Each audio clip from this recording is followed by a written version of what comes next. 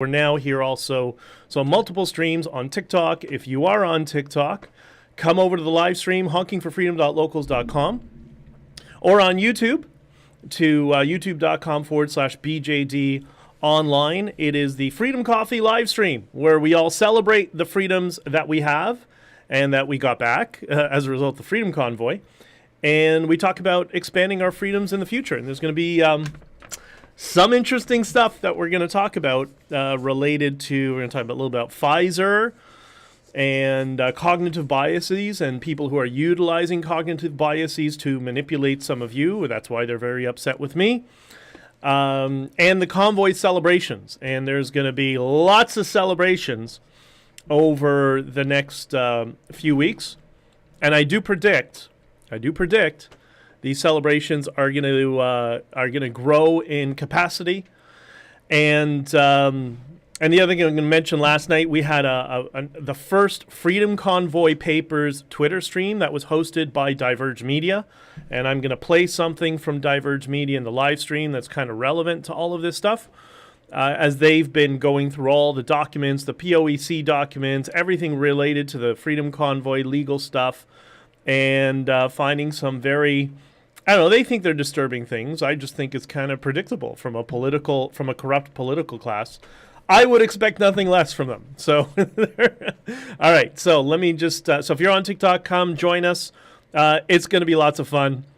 For most of us, maybe not for some of us, but for most of us, it's going to be a lot of fun. So come on over and join. All right. So that is my little TikTok video. And let me just post it. And turn this down so it doesn't start yapping. Okay, so Beth, I love Beth. Beth says, BJ, I see on Twitter you're poking the bear and stirring up more shit. Why are you so divisive? Are you just being your highly disagreeable self? Yeah, I love you. You know, it's funny. I took Jordan Peterson's what's it called? Understanding Yourself, I think, is the domain. And so it's basically an analysis of your personality traits and all that sort of stuff. And I'm sure all of you will be shocked, especially the people in Big Con Canada. I'm sure they're shocked that I score in the 95th percentile for disagreeableness. Which means I don't get into, BS narratives and lies and all that sort of stuff. Maybe that's why it's transferable. Anyways, good morning, Jesse. Good to see you. Megan, Anne, Cheryl. Wow, lots of people here. Diane, you guys are awesome. And I love you, Jesse. Wow, that's sweet. You all love each other. Ben, can you please do a live stream on Trudeau's acceptance appearance at the Holocaust Memorial? What, did he call me a white supremacist? Should I give them the list of names of my relatives that he is trying to acknowledge in his Holocaust? He's such a piece of garbage. He really is. I mean, it's maybe not him. I think it's the people around him. And he's just he's a puppet, and we're going to talk more about puppets in this episode. I don't see the video. The problem says from the broadcasters, and I don't know. Diverge Media's Twitter space last night was very interesting. This is from Beth on Locals. Made for a late night for me too, me as well. But BJ, I was late coming back from the States, and so I was trying in the car, but I couldn't get a good connection and all sorts of stuff. So.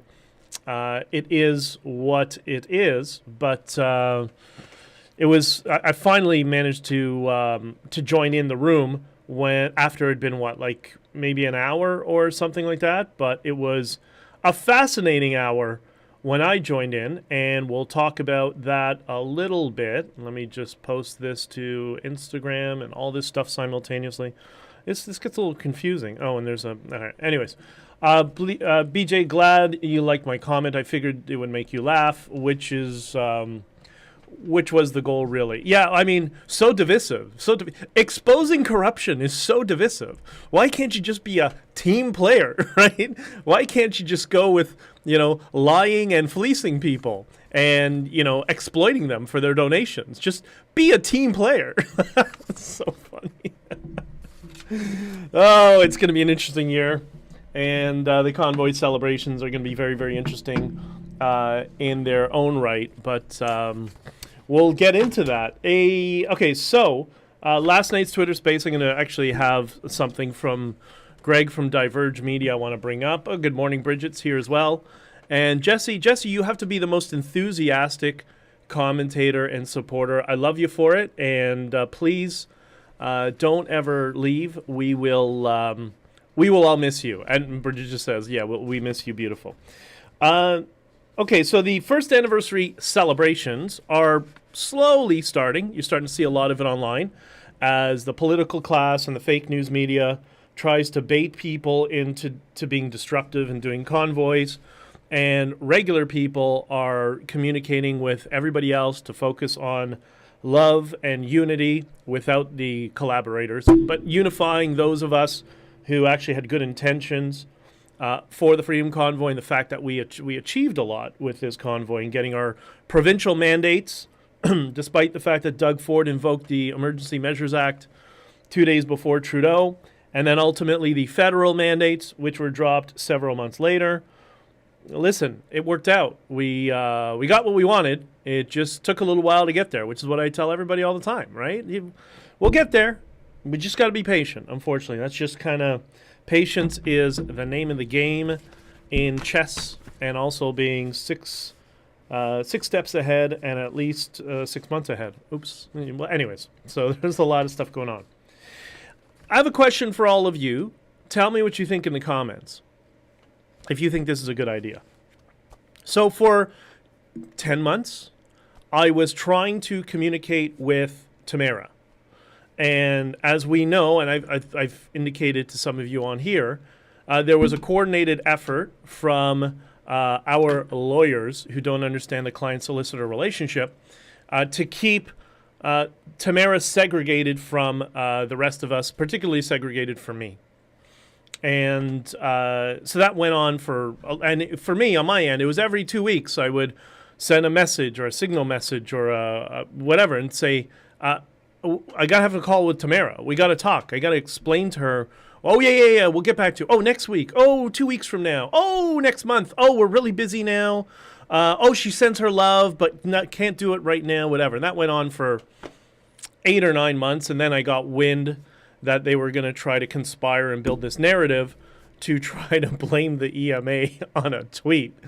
And that's just like, all right, now it's getting serious. I'm done. But anyways, do you think, this is my question, do you think I should do a video? I can't talk to Tamara, obviously, but people can watch my videos and communicate to her, I guess, or give their opinions on what they say. Do you think that I should do a video of what I would say if I could have talked to Tamara all this time? Right? What was I trying to tell her?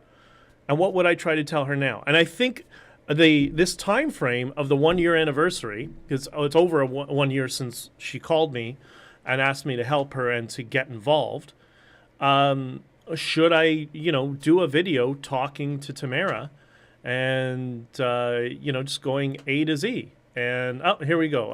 And do the video, please.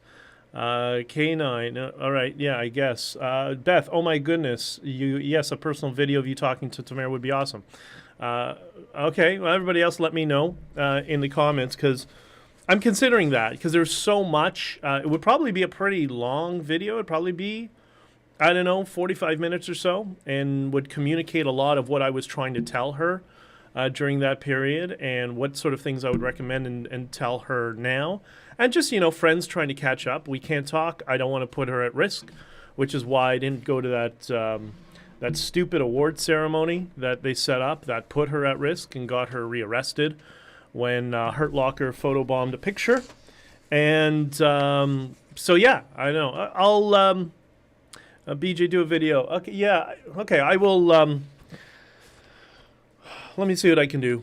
And I will figure something out that will encompass a lot of things and communicate a lot, and probably give a lot of you some insight into Tamara and I's relationship and what we were dealing with.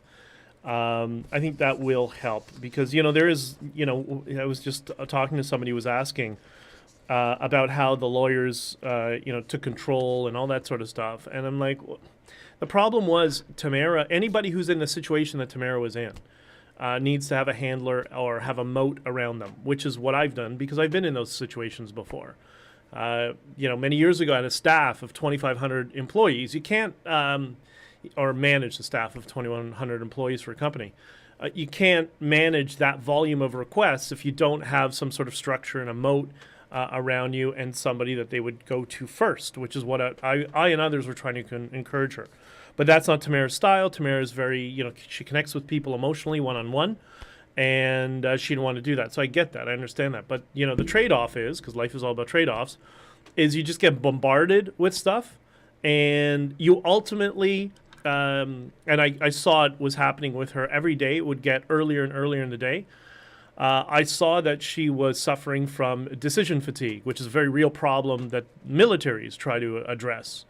And that's why there were so many times that she would call me, ask me, what do you think? What should we do here? And, kind of do this, call him, do whatever, trying to help her work through the decision fatigue because she was at the point where she just couldn't make decisions, sort of thing. And that was kind of the nature of how we were. So, anyways, yeah, no, I don't, Bridget, I understand what you're saying, but I have a messaging strategy that wouldn't really be a concern. I understand what you're saying. Okay, so let's first get a couple of things that I want to talk about today that I think you'll all find interesting and that will kind of tie into all of this. Happy Friday, Alyssa. It's good to see you, dear.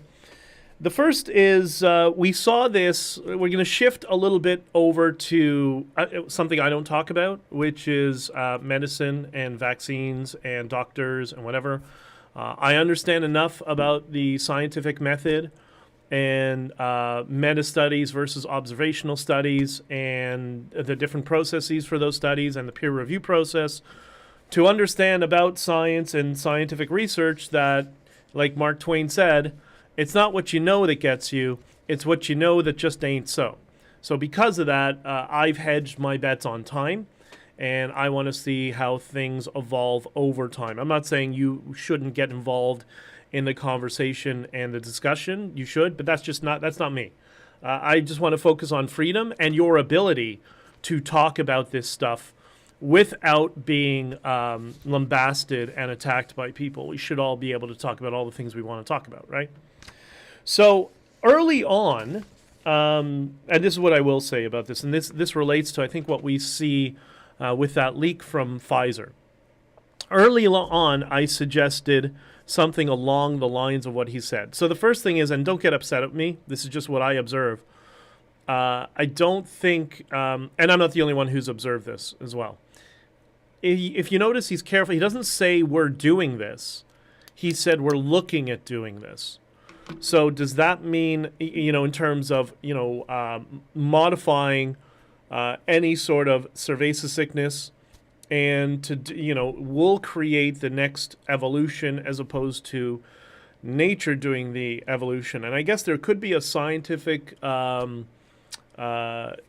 valid scientific excuse for that, saying, well, if we control how it evolves, maybe we can make it less lethal. Not that it was terribly lethal anyways. And then we can profit off of it, right? At the end of the day, profit is the goal with these multinational conglomerates and big pharma. So, I didn't even envision that. I didn't know. But what I did think, when they kept saying, we have to do multiple, every 6 months, get another shot, every 6 months, another shot. And I thought to myself, that sounds like a lot like what's happening in the tech sector, where you see platforms and software developers are switching from purchasing a piece of software and then purchasing the updated version 2 or 3 years later.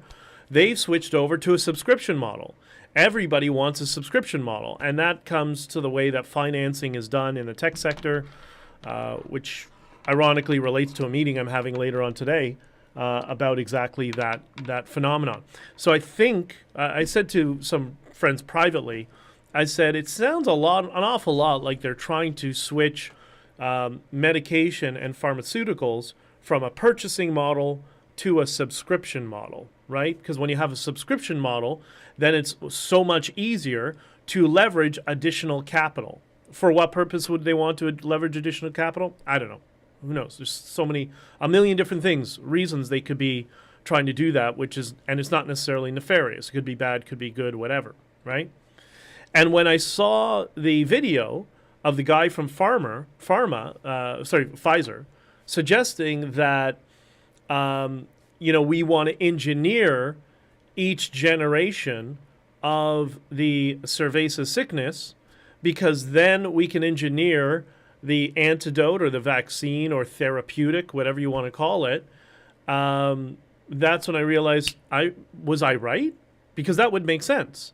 And that would also make sense about why the governments were so authoritarian on imposing vaccines on people, right?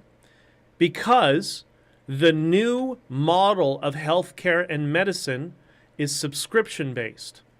And one of the biggest costs in healthcare for any government, for any cost for any government is healthcare. It's healthcare and education in the Western world.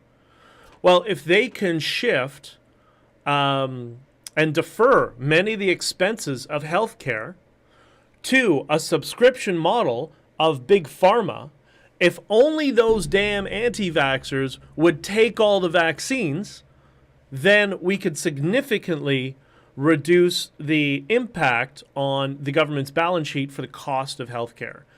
I think that might be what's going on. I'm trying to say this charitably, right? I'm not on the side of big pharma. I'm not on the side of government, but I try to always understand what the other side is thinking.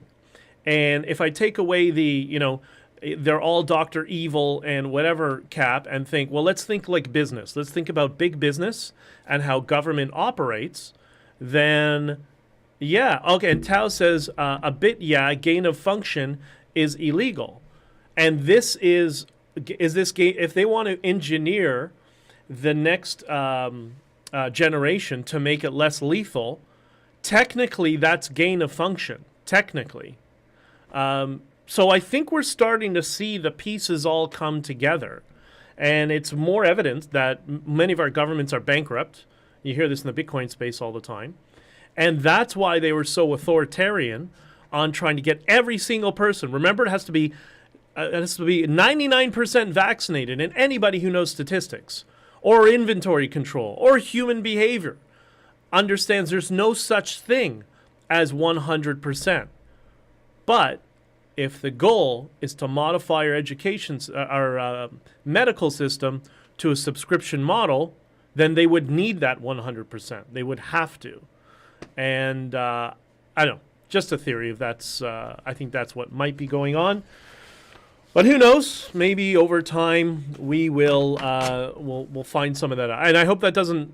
I hope that doesn't upset you guys. I'm just trying to. You always want to understand what everybody's on all sides are thinking. You want to understand their argument. Doesn't mean you agree with it. And I'm just trying to understand, and have been trying all this time to understand what they're trying to achieve and what are the motivating factors in their decision-making processing. Paula, morning all, absolutely do that video. Okay, and all right, well, okay. You guys are, all right, I guess overwhelming. Day 2 in PEI. See, I remembered you're in PEI, brother. Do a video, but make sure it doesn't jeopardize her situation. Well, of course, doesn't jeopardize her situation. If she hears or sees it, they have such a tight rope around her throat. Yeah, who has a tight rope around her throat? The government or her counsel? Like, it's almost like she's suffering Stockholm syndrome, and it's really upsetting to see that happen to a friend of yours. It really is upsetting. But anyways, maybe that's what I'll talk about a little bit in the video and touch on a whole bunch of other stuff. Okay, so you've convinced me. I'm going to do a video, and I'll probably record a video as opposed to just, this random nonsense of me talking here. I'll probably produce something. Maybe I'll throw it up over the weekend or next week sometime. I'll pick a date that's relevant to all of us. And anyways, okay. So I want to talk about, if we can just, I'm just going to around the rest of the comments, make sure there's nothing makes us sick, then offer you made. Yeah, exactly. 100% adoption. And this is how, it's not just the tech sector, this is how business management is. If you're dealing with, widgets, then you have a whole bunch of widgets and the defects get thrown out. And that's the psychopathy, I think, of people in big pharma. Get 100% adoption, and if a few people get myocarditis, okay, well, that's just the percentage of rejection, and then we move forward, right? Like there's a cynicism of big pharma, but anyways, it is what it is. It sounds much worse than it is, but that's how it comes off. Heaven forbid if we allow pharmaceuticals to engineer virus variants. That's what pretty got us. That's what pretty well got us into the 3+ year problem we are in now. I'm playing devil's advocate just because, again, I'm trying to understand the other side, and I don't disagree with you. I don't. Just very clear. Don't think I disagree with you. But at the same time, is the problem that they were trying to, if this thesis is correct, they were trying to get ahead of nature and engineer less than lethal variants, which, Jimmy Fallon was singing about. That kind of explains the propaganda around it too, and branding the variants, because if the variants come from the corporation, then of course it's going to get branded through a PR campaign. It kind of explains that too, doesn't it? But is it the fact that they were doing that that's the problem? Or is it the fact that they subcontracted it out to China in an area where their controls are, to say they're laxed at best is a huge understatement. So once again, the incompetence of a government. Does any of you know anything about China? Like, what's amazing about China is, I often say, it's a paper tiger. It's collapsing in on itself. It's essentially the USSR repeating itself. Like if you get outside of the main cities or the city centers, whether it's Shanghai, Xi'an, I don't know if we want to say Hong Kong is technically part of China, but it is what it is. When you go to rural China, it's like the Middle Ages. Like it's really, really a shithole. It really is horrible. And but anyways, whatever. So, and that's the country you're gonna farm out this really delicate responsibility. Anyways, I don't know. This could all be wrong. I don't know. It is what it is. February 14th, BJ, the Day of Love. That could be. That's a good idea. We got to do a whole bunch of stuff that a bunch of people are working on for February 14th. The Day of Love, and the day that the government turned tyrannical and violent. So it is what it is. Something else I want to switch over that's relevant to this, and it will touch into our Twitter stream, Twitter space last night. By the way, if anybody's here, anyone here was in the Twitter space last night, just give a hand raise or just say yes, you were there. I'm curious how many of you were there, because it was absolutely fascinating. I didn't do very much talking. It was a lot of Chad and Chris getting kind of their stories out, and Chad going through the structures and how everything was operating. And, like always, I didn't find much that I disagreed with, but we were always looking at things from different ends. I was over in the Sheraton dealing with messaging and my team. Chad was at the Ark Hotel. I think he was mainly at the Ark Hotel, dealing with a couple of board members and financing. And then there was another team that was separate that was at the Swiss. And Tamara and a few others were just trying to bounce around from hotel to hotel. That's how we, when in the commission, like, you were, what's his name? Tom Mozzarella says, you were never around, because, that's Keith Wilson talking in his ear and his coming out. And it's like, dude, like the hotels are 300 meters from each other. Well, the Swiss was farther, but the Ark and the Sheraton, and like you were chasing me around like a puppy dog. So what do you want? Anyways, revisionist history is always set to fail. The problem with intentionally creating a new variant is that you allow the people who are it's scrolling at the same time, hyperdeveloping it to leave the building, and that's what happened. And to an unnamed place in China, viral escapes are easier than criminal escapes. 100%. Yeah, no, I agree. That's why I said to you, well, when I was posing the argument, like, I don't disagree with you. I just want to try to understand the other side. K9 Hurt Locker Tom, has he blocked you from Twitter? Because he's blocked everybody else. Like, what a whiny bitch. No, and I wish I had. Do I have it here? Let me see if he did this epic Twitter post the other day. It was yesterday or the day. I think it was the day before. It was when it was on my way down to Jersey. This epic. I made this a good place to start from because I wasn't going to start from here, but let me start this way. He did this epic tweet. Let me see if I can get it up here. That I responded to. Yeah, okay. Here, let me get my response. And you're being divisive. Those are the big con bots. They're the ones who say stop being divisive. Yeah, because they've caused them all the division as much as they could. So now it's like, oh, so we need to be in control. So don't be divisive. All right. So I hope you can see that. Yeah. Here, this is the.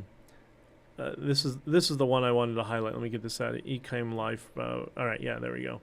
I love this. This is from Hurt Locker Tom, who is in Poland. And I don't understand why he's in Poland. I mean, Artur Pawlowski was in Poland. I know some other speakers who went to Poland to get some money. Is that why he's there? I don't know. Could be, could not be. But he says, got a really quick tour and lunch in Warsaw, Poland today because of the long layover. I think Canadians should look into the history of this country. Yeah, some of us know its history extensively, by the way, because they have things to teach us. Okay? Drove through the Warsaw Ghetto to beautiful city. Oh my God. So now all the Jewish groups just lost their mind on Tom Marazzo explaining that the Warsaw ghettos were beautiful. It makes it a beautiful city, or at least that's how people will infer it. That's the, quote, spokesperson. It's so funny. And then we're going to... should I beat up on him a little bit because there's another one? Because this is all relevant to what I'm going to talk about.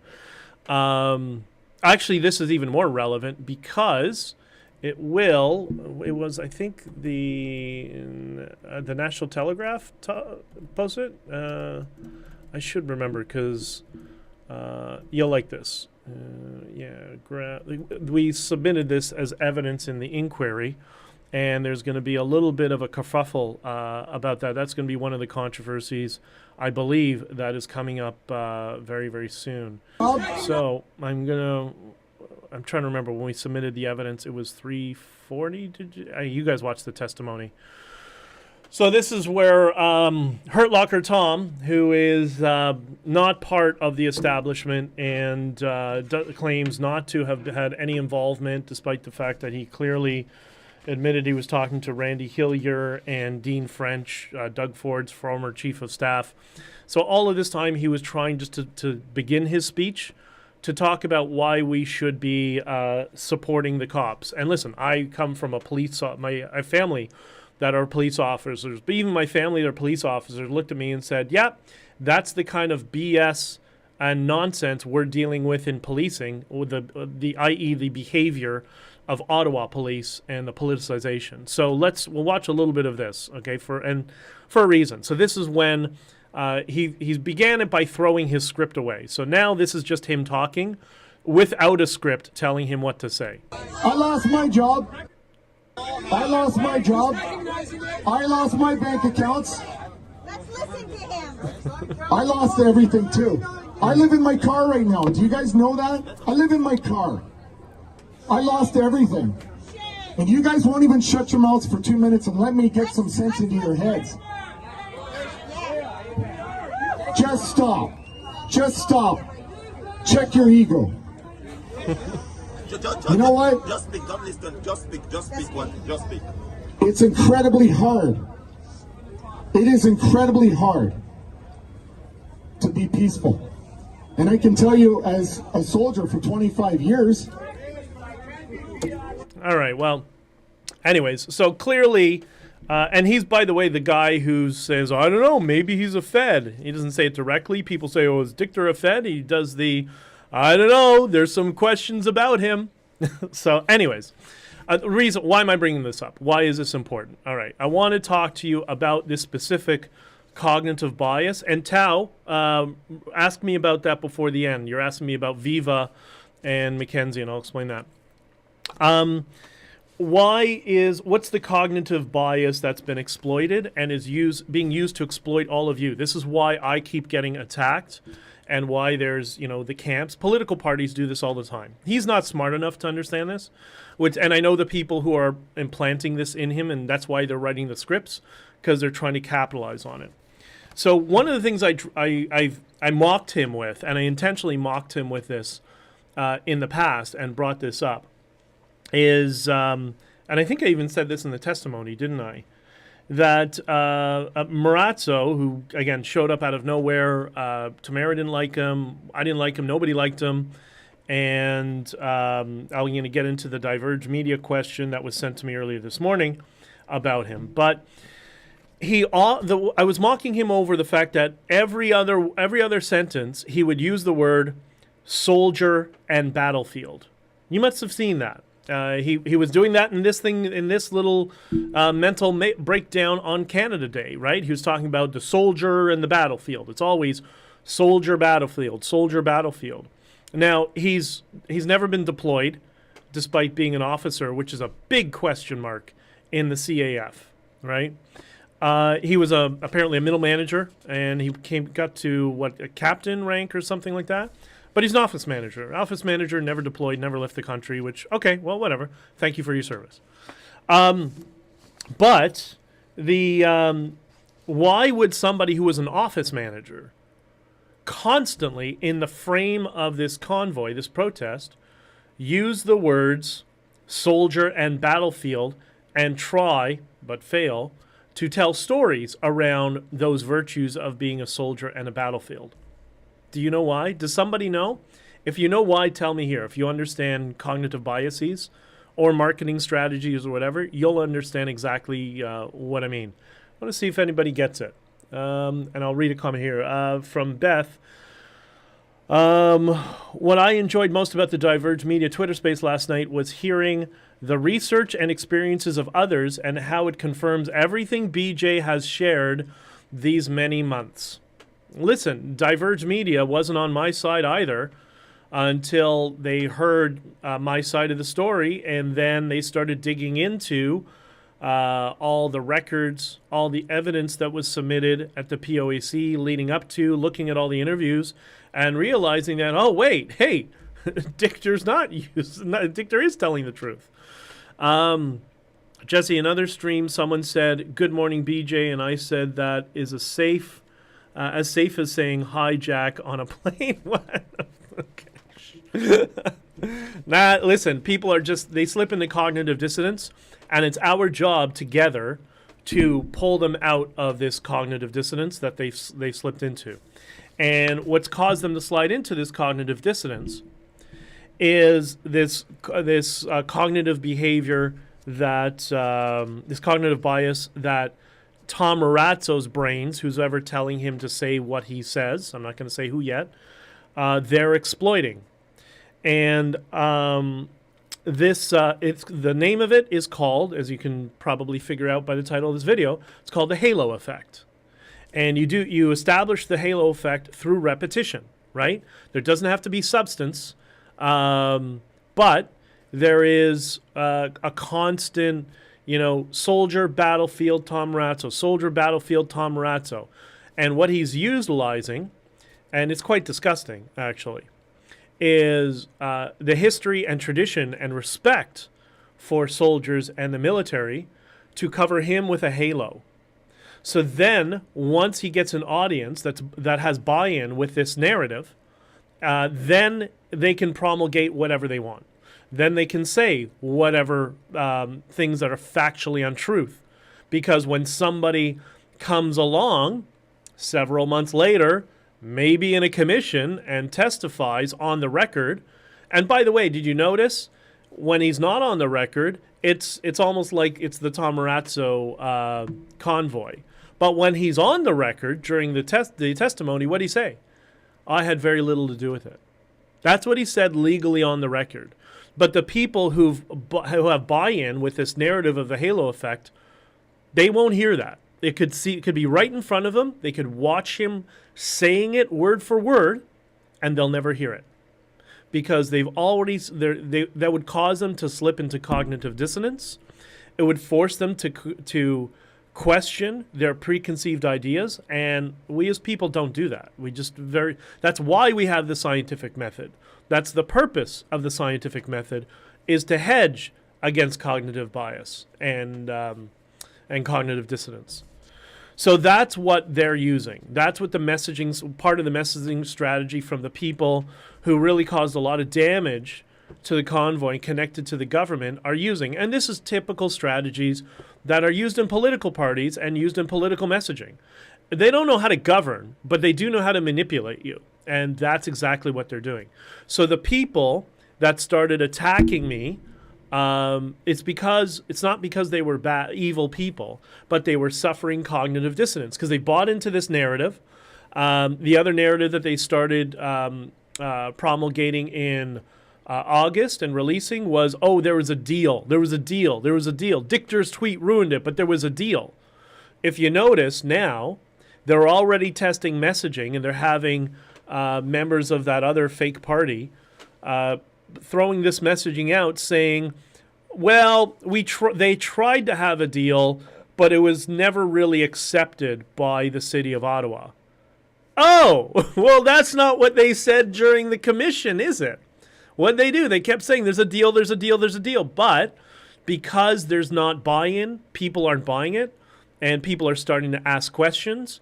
When too many people ask, if you don't abandon your fake narrative, then those people will turn on you. And that's what they're trying to avoid. So they're trying to play both sides of it. So this is a whole bunch of cognitive games that they're using against all of you to cause division. And then what do they say? Oh, Dichter, stop the division. Right? Like, this is so crazy. And I promised you from day one, I would never lie to any of you. And I have not lied to any of you. I've told the whole truth, whether people like it or not. It's better everybody knows the truth, and it is what it is. K9, Hurt Locker Tom lied at the commission. A bunch of people did. I know the person who brought him to the convoy. They are good friends, chat often. That's not what he said at the commission. Yeah, he said a whole bunch of different things. He told us that he was inspired because he lost his job because of the COVID vaccine. But then we find out after, K9, you looked into it. That's not why he was terminated. And then, did you catch that during the commission, he said he was upset because his kid got myocarditis? God forbid, but wait, so your kid's vaccinated? So are you vaccinated? Well, that's 2 data points, which, okay, fine, I'm vaccinated too, but I never lied about it, right? I never said, I came to Ottawa because of the vaccine and I'm a second-class citizen. But if he wasn't fired for not being vaccinated and his kid has myocarditis for being vaccinated, okay, are we dealing with a compulsive liar? Yes, we are. Anyways, so I got this question, and this will be relevant to those of you who've been following along and know kind of the timelines. And this comes from Greg from Diverge Media, who hosted last night's Twitter space. And there are going to be more of them, by the way. I think we're going to be doing them. Well, not we. He obviously is going to invite me to go to them. By the way, I'm doing a podcast tonight at 8 o'clock. Super Spreaders, they were in the chat last night. Really nice, actually. And we'll be talking about a bunch of stuff. Will we agree on everything? I don't know. Maybe, maybe not. But they asked me to come on, and I'm going to. So that's tonight at 8 o'clock. So Greg, this is about, Hurt Locker Tom, who says, I have nothing to do with, I just was inspired. And, my claim and the claims of many others. And the testimony seems to lead to the fact that he was there on behalf of some proxy organization linked to the government and came to disrupt the Convoy, and it's like, no, Dichter, you're being divisive. Okay, fine. Well, here's a question from Greg at Diverge Media, and I called Greg and asked him if I can share this, and he said yes. So this is what he said to me, and hopefully everybody on Locals will hear it. If you can't, I'm going to play it a couple of times so you all hear it, okay? Listen to this. It's something I've been thinking about a little bit. Tuesday, February 8th, the meeting was at City Hall with the city. Keith says that Tom invited them, meaning Tom was originally the one slated to go, and Keith makes this big spiel about being worried about showing up unexpected. So how the hell would Tom get a meeting alone with the city? And for those, did you hear that on Locals? If you didn't, I'll play it for you as well, and then we'll play it a second time because this is important. Okay, I'll put it closer to the mic here so you can hear it. It's something I've been thinking about a little bit. Tuesday, February 8th, the meeting was at City Hall with the city. Keith says that Tom invited them, meaning Tom was originally the one slated to go, and Keith makes this big spiel about being worried about showing up unexpected. So how the hell would Tom get a meeting alone with the city? Now, maybe there's a logical answer for that. I don't know. But why was the city calling? Was somebody in the Ford government or linked to the Ford government setting up this meeting for him, and then he called the lawyers? I don't know. It is what it is. So, but just I talk about this for a reason, not to kind of beat up on somebody who's really quite irrelevant and expendable in the circles of the political apparatus that does all of this. All these people are expendable, so they'll probably disappear over time. But I want you to be aware of these cognitive tricks that are being used against all of you to put you in collective groups. So either you're support or unsupportive, and that goes for not just the party politics, but in terms of fake narratives. That are you somebody who's bought into the fake narrative, or are you somebody who's just a truther, a Freedom Convoy truther, And I want you to understand that this is what they do to you, and they do to all of us, and that's why somebody like Bridget will go on, or somebody else will go online, and what they'll do, they'll get attacked by the mob. Because there are people that are linked to the political parties, usually staffers, that spend their lives on Twitter and on social media, and they'll start the attack against somebody. Oh, you're being divisive. You'll notice it always happens during business hours when they're in the Constitut office, right? I mean, this happened when I was when I was a candidate for the Conservatives, and it was happening out of city councilor's office, the communist one. So this will happen. Somebody will start it, and then the mob that has bought into the narrative will just naturally gravitate to it and start smearing and attacking people. That strategy is called public shaming, and that strategy is that's roots are in communism. That's what that's what our political class has turned into. So there you go.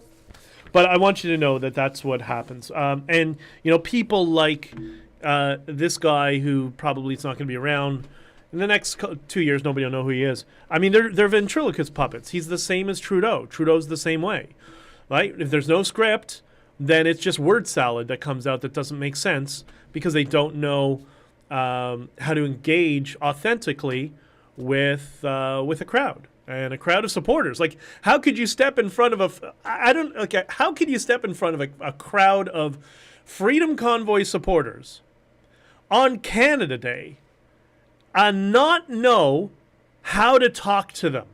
Like, how do you do that? How dumb do you have to be? Like, really, that is a certain level of stupidity that is it's awe-inspiring how dumb somebody can be, So,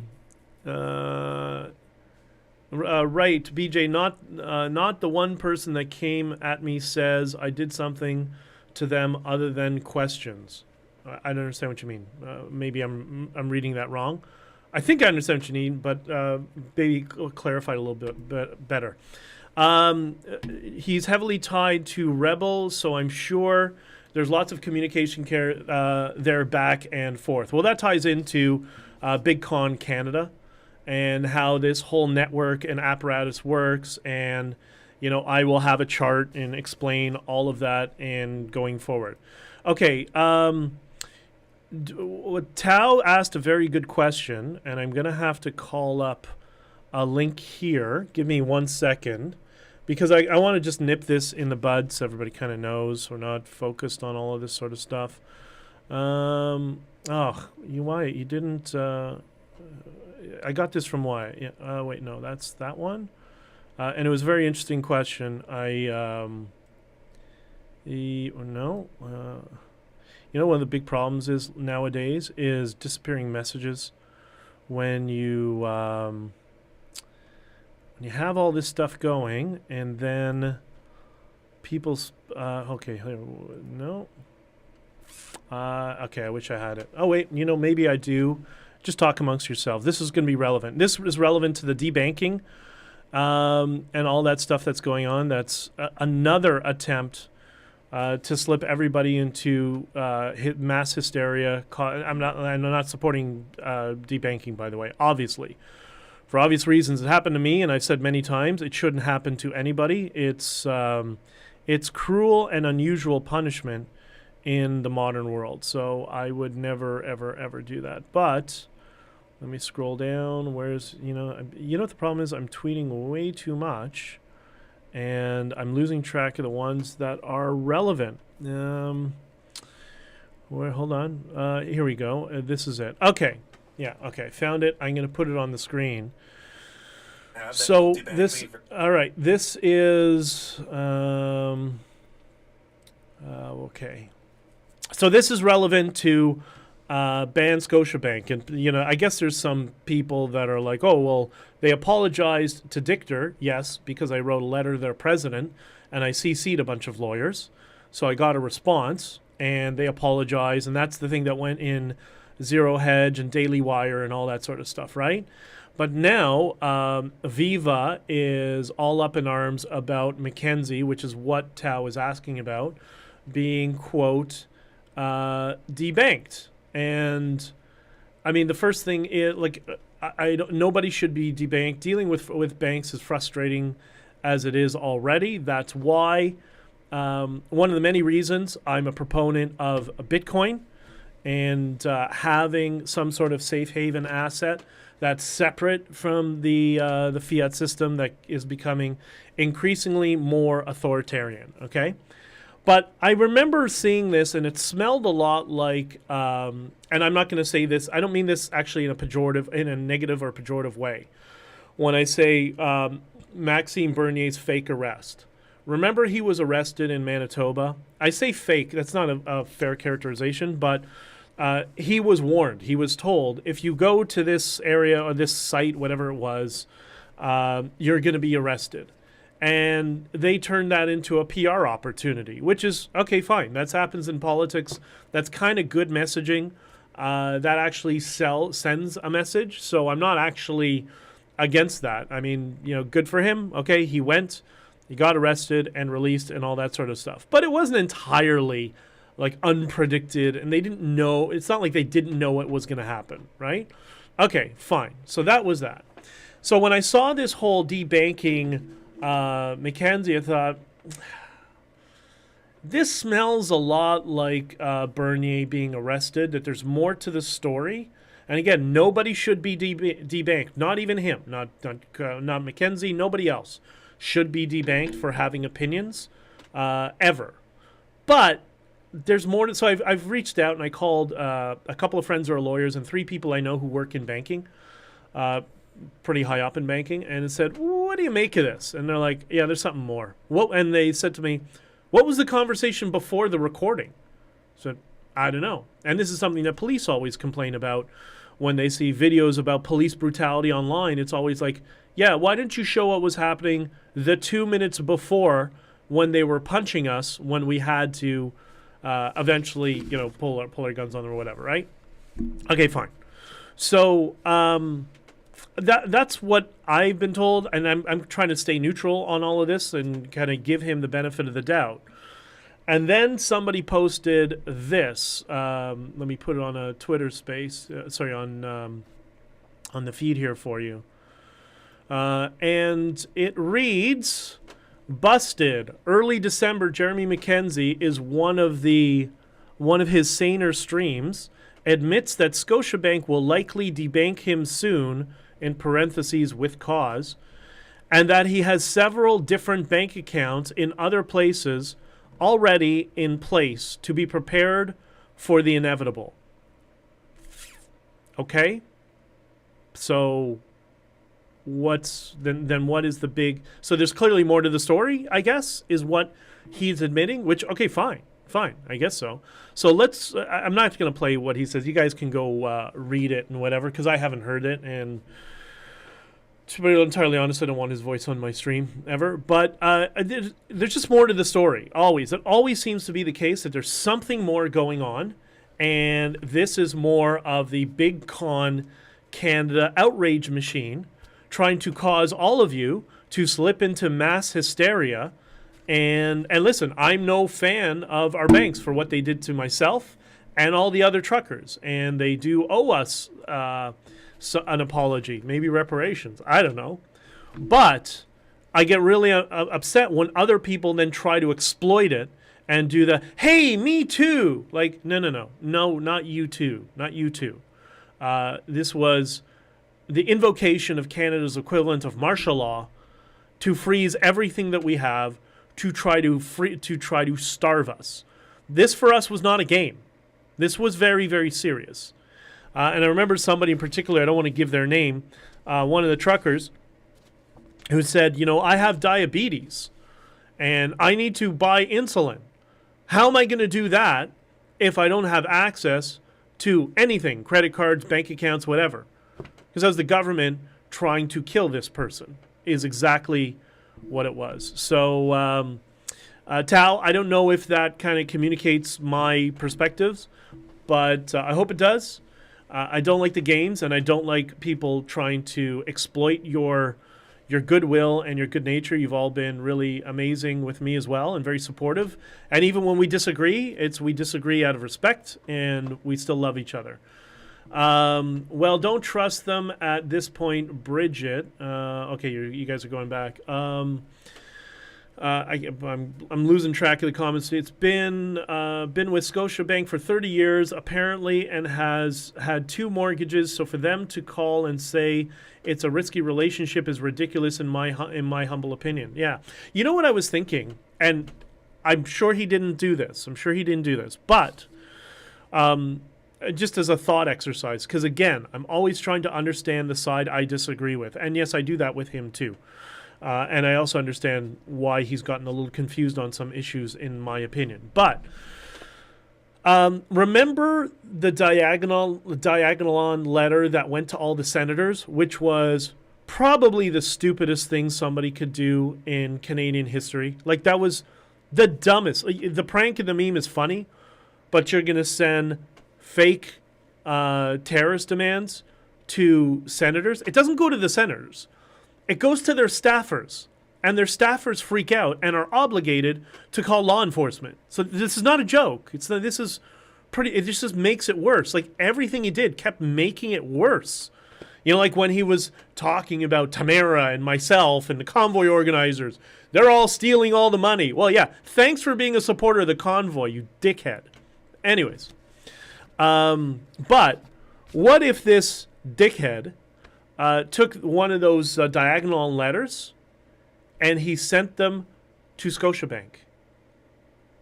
Right? What if Scotiabank received this fake demand letter that he sent to the senators? How do you think Scotiabank would respond? And then they search him online and say, oh yeah, he was just in jail. He's got this fake organization or whatever. Like, you know what? Let's just get away from him, right? I don't know how many of you who have had businesses before where you've had to fire clients. I've had to fire clients before. It's really frustrating. Clients that don't pay their bills and all that sort of stuff. Now, I'm not saying that he did this. So maybe he didn't do it and everything is on the up and up. So I'm giving him, but I'm just saying there might be more to the story. And if there's not, there's not. Great. But maybe there is. And if there is, then what? Right? So, and there's always, we live in this binary world. There's two sides to every story. No, there's many, many sides to every story and many interpretations, because we human beings tend to be subjective, which is a problem a lot, which is why we have the scientific method, which is what all the leftist extremists are exploiting to make it all subjective to cause even more chaos. They want digital currency because they can't keep track of the cash transactions and leaving them without the percentage of people's earnings. Get rid of cash puts in total control of the money. Don't be fooled and don't give in. Keep your cash and use of emergency currencies that are coming. Okay, so Jody, thank you for that. I don't think we are going to get CBDCs ever. I've spoke about this when I was in Boston, when I was asked about that after I give speech. I don't think we're going to see that. I think what you will see is we're going to have a fiat system. I think we can see with Gensler, who taught cryptocurrency and Bitcoin and blockchain at MIT, that he's well versed in understanding what hard money is and that Bitcoin is actual hard money. I think what we might see is if governments, they're looking at the El Salvador experiment, and El Salvador's experiment is going quite well for El Salvador right now. And that might be a hedge. That's going to be a new digital, it's going to be a new asset in the future, much like you have any sort of securities. You're going to have securities, your cash, commodities, and Bitcoin. And people will go, it'll kind of be a digital version of what gold was. And the Bitcoin will be in the gold, silver, precious metals category sort of thing.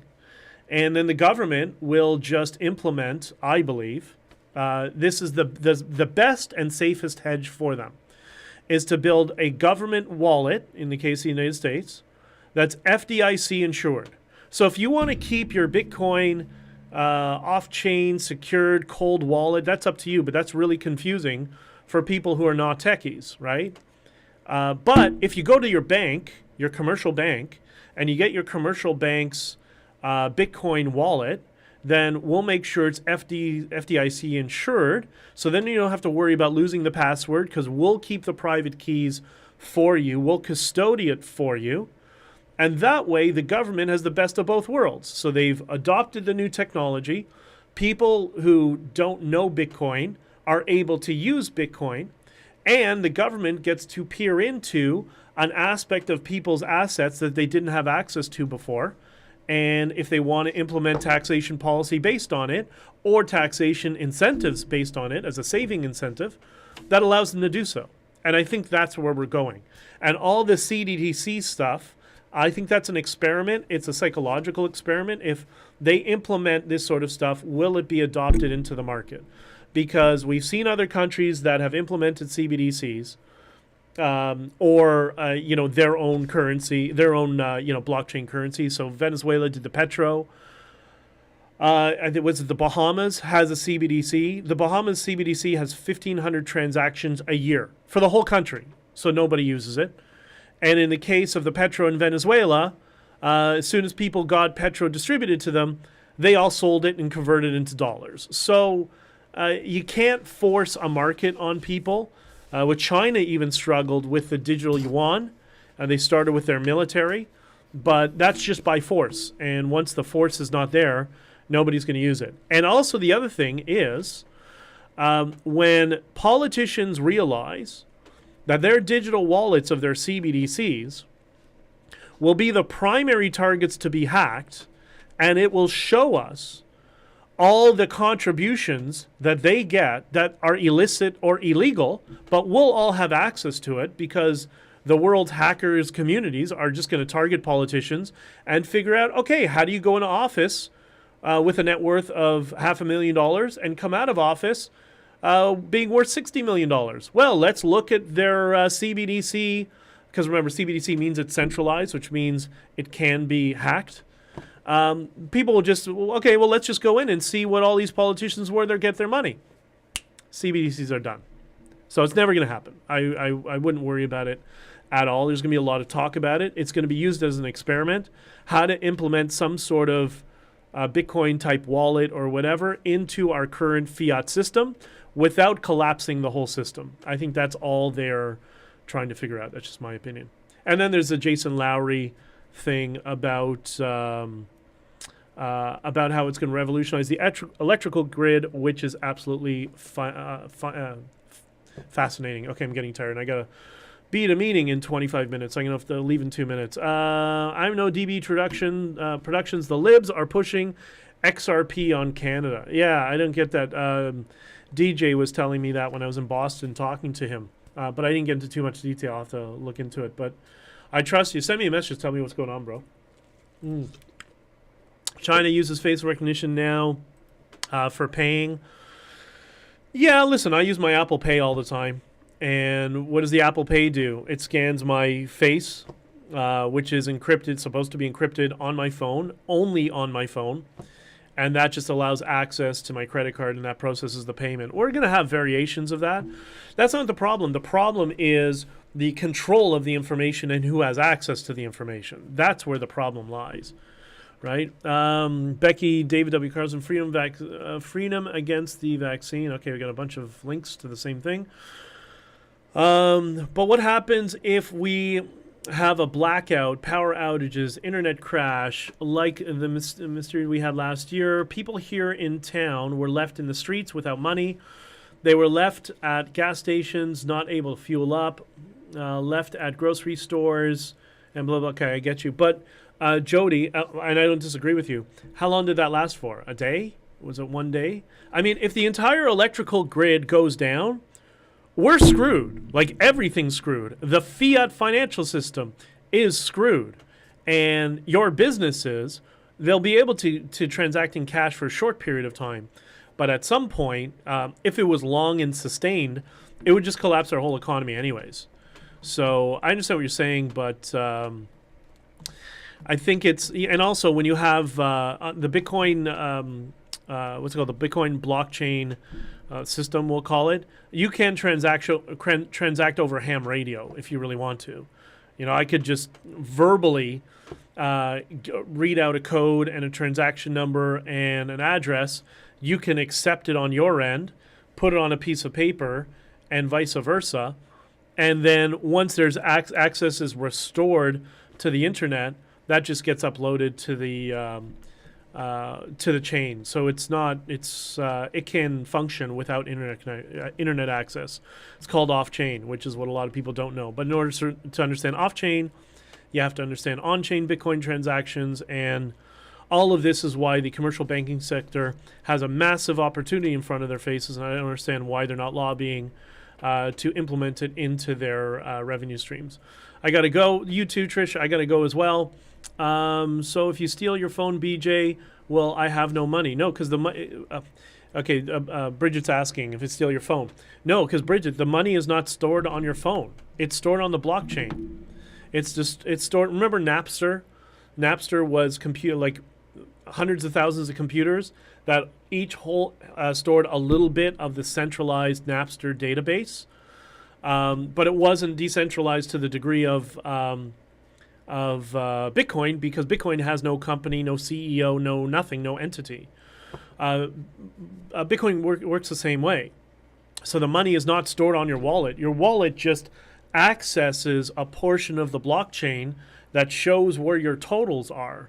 But there's actually no money stored on your wallet. So if somebody steals your wallet, as long as you have your seed phrase, then you go back home or buy another phone or a computer or whatever, download an app, a Bitcoin app, enter the seed phrase, and then you're back in business. So, yeah, it's pretty, it's very, very cool. All right, need to get advice that isn't a cell phone for Bitcoin. I will never own a cell phone again. Okay, Jesse, you and I are going to have to talk about that one day. I want to hear your perspective on it, because for me, this is an extension of my brain. I use the phone as a storage device. I use this as a creative device. And much of my phone is backed up either to external drives or some stuff into cloud applications. So we'll talk about that sometime. And I'm curious to see what you say. Sorry, I will not open links that are not explained in detail. Yeah, Matthew, guys, like, you got to stop posting the same link over and over again. Like, we see it. We can all see it. If people want to click it, we'll click it. But like, I'm scrolling through and I see link. Like, I'm trying to use a little window here. Anyways, okay, guys, I got to run. Beth, last thing for Beth. Heard just find out locals. Okay, thank you. You guys are all done. You're all caught up. Rescue, Canine Rescue, have a great day. All of you have an amazing day. I hope this was informative. Please do not allow people to exploit the halo effect on you. That's what they're utilizing to try to put this Hurt Locker Tom guy in to say that he speaks for you, which he doesn't. And one can argue they're trying to do the same thing for Tamara. I mean, it wasn't the Tamara Lich convoy. It was the Freedom Convoy. She was integral to it. We were all integral to it. There was hundreds of people that put this convoy together, and everybody did their part. And it's easier with Tamara because we all have sympathy for her for being arrested and being put in jail. That was absolutely, disgusting. But we also have to address that there were so many other people that put this convoy together, and not to put that unnecessary amount of pressure on her, because that will have serious legal implications on her moving forward as well. And I hope she understands that the people who are trying to do that to her are not doing her any favors, and that could have very negative consequences for her. It was a decentralized movement. There were many different groups. We all did our best, and we formed a board because we had managed to raise a lot of money for the cause. And, we did our best to speak on everybody's behalf and to help everybody as much as possible. And, Tamara herself, she took cash out of her own bank account to give to truckers who were desperate, that didn't have fuel. They were very upset and whatever. So we all did our part to the best we could. And it was an amazing moment in Canadian history. And I don't think we should sully that with fabrications. I think we should. The truth is more beautiful than anything else that anyone else could fabricate. Okay, I love you all. I'm gonna be here tomorrow. We'll talk about more stuff, and I'm gonna figure out a way to do this video as you suggested for Tamara. I'll have something coming out sometime soon. I don't know, maybe next week or 2 weeks or sooner. I don't know. I have no idea. But I will let you all know. And thank you for being here, and have an amazing day. Be kind to everybody. And especially this time, celebrating the convoy. It's not a protest. There are no protests this year. What there are celebrations of how we all came together and we all loved each other. So, agreed. Thank you, Jody. Thank you, everybody else. You are all amazing, and we'll talk again.